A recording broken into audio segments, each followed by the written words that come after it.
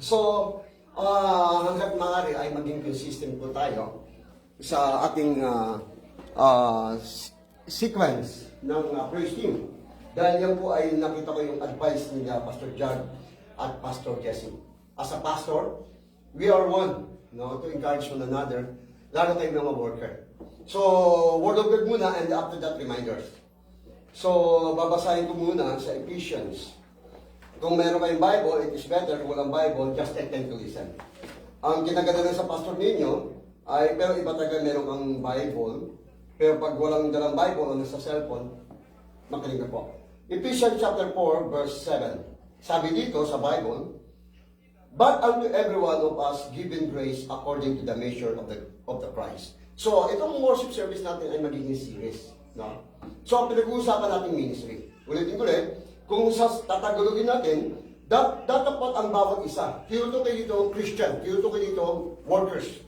Ito by praise team, whatever na ministry. So, let them to listen. And then grace according to the measure. No, ayon sa biyaya ng Diyos na sukat ng kaloob ni Kristo. So, kapatid, pag-isipan natin mabuti. Kung kaloob ng Diyos, Ephesians 4:7, no, according to the measure. Ang measure dito tinutukoy dimension. Ano di ba ibig sabihin dimension? Ha? Ang dimension, ang pinakasukat o kaya ang laki.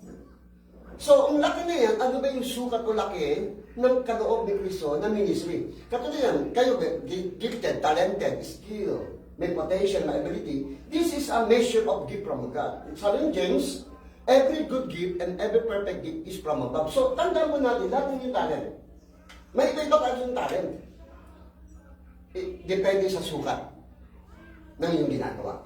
Number one, actually meron akong 5. Isa lang sasabihin ko, kasi gawin natin serious.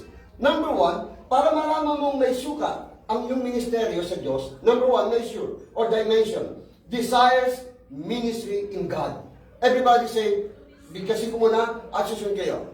Desires ministry in God. Ready, begin.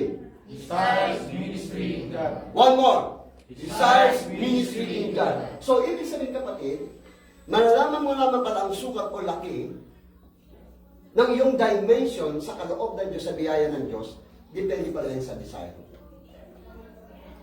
Ano ba ang desire talaga ninyo, individual? Pangalawa, sa grupo. Pangatlo, as a church. Pinaka-the best para sa Panginoon. What is your desire ministry in God? Sa praise team. Desire ang number one, napaka-importante. Pag nanais na maging maayos, good. Pag nanais na magkaisa, good. Pag nanais na, huwag nyo kalimutan yung Lord, jamming man yan, fellowship man yan, practice man, Lord, desire namin, WPS. Everybody say WPS. WPS. Worship, praising, and serving. This is my desire. Kaya may panahon kayo, pakantahin nyo yung, this is my desire to honor you. Alam, napakaganda ng message yan. Kapatid, desire ang importante. Susunod pag-usapan natin, next time, yung isang din naman. So, huwag niyo kalimutan ha, pag pupunta kayo, may practice, oh, this is my desire.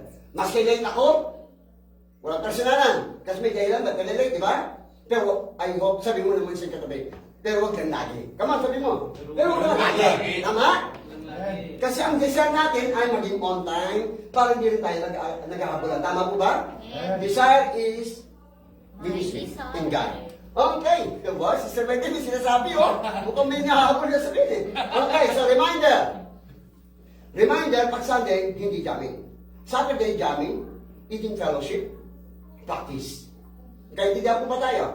No? Sinabi ko, the pastor approval. Saturday, jamming. Eating fellowship. Practice. Pag Sunday, hindi jamming. Pagdating dito, kahit yung ginagawa ni Brother Jason, Brother Hill, is naman, inaandyan na kagad hanggang may oras, pang hinintay, pero yung iba. Pag kumpleto na, hindi na jamming, Word of God, prayer, practice. Dapat na-exercise natin na 9 o'clock pa lang, before 9, andito na kayo dapat. Hanggat maaari. Because desire mo. Okay ba yan? Pangalawa, kung may tinuturo si sister, ano ba yan? Tama lang, nagkakamali. Forgive me ha? Okay. Yun, maganda, maruming yung tawad, di ba? Tama? At marunong din magpatawad. Amen. Amen. Hindi porket leader ka eh, hindi ko maming tawad. Tama. No, si brother, ano ba, may tinuturo siya. Kung ikaw man nagtuturuan, mag-willing ka magpaturo. At kung ikaw alam mo naman, diyan, ako na yan. Mas kaya naman makinig ka pa rin. Kasi tuturo ka maging teacher ko eh. At kung hindi naman nagtuturo, tinuturuan ka magpaturo, pero ayusin lang ang tono. Ayusin lang. Kasi mas kaya nung galing natin. Mas kaya ako sigaw. Pero minsan may tono ako malambot, di ba? Practice, tune, timing, thoughtful, and tactful. Yan po ang ating reminder. Kaya may sasabihin siya, Brother Jake, Brother Hill, Brother Friday, Sister Grace, Brother Jake.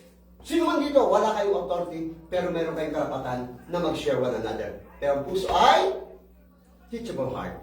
Marunong makinig. Okay. Hiling natin. Kasi si Brother J-Lord, titig na titig sa akin eh. Sige, Brother J-Lord. Ikaw mag-pray. Kaya mo yan. Okay, let's pray. Lord, maraming salamat po sa isang pinagpalang araw na po ito. Lord, salamat po sa pag-iingat nyo sa pagpunta po namin dito. God, salamat din po sa lahat ng biyaya ang pinagkaloob nyo po sa isang linggo. Lord, ngayon kami nang pong ang magbabalik sa inyo ng aming mga papuri at pasasalamat. Lord, muli po nagpapasalamat po kami. Tinataas po namin sa inyo ang lahat ng papuri, pasasalamat. God, in Jesus' name we pray. Amen. Amen. Okay. Tapos na. Pwede na. So, I hope by 10 o'clock tapos na.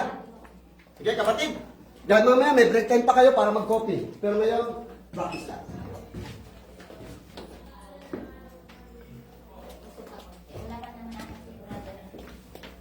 Anong banyo? Anong banyo?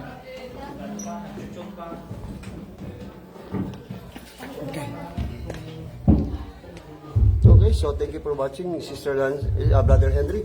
So, nagpa-practice muna sila para sa preparation para sa praise to worship service. Manood muna kayo. Hello.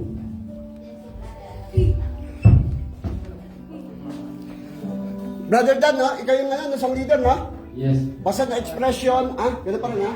Expression, boses, basta mo lang sasabihin, katantanan lang. Tapos, kung may word of God, isa o dalawa, ha? Okay. Mamaya ko na rin remind siya, doon sa presider. Brother, ready, ha? Sa presider. Okay. Hello. Kaibuti. Mala.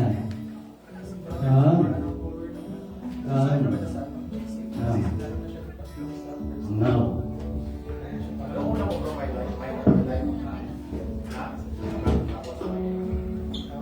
Come.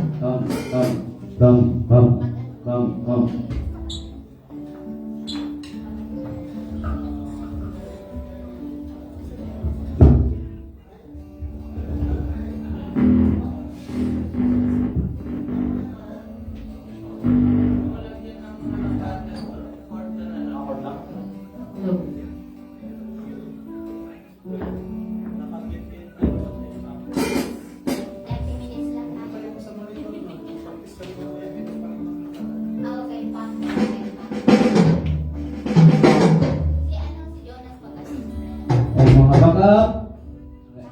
Sama ng dalawa. Brother J-Lord, ubusin mo yung tinapay ko dyan. Okay.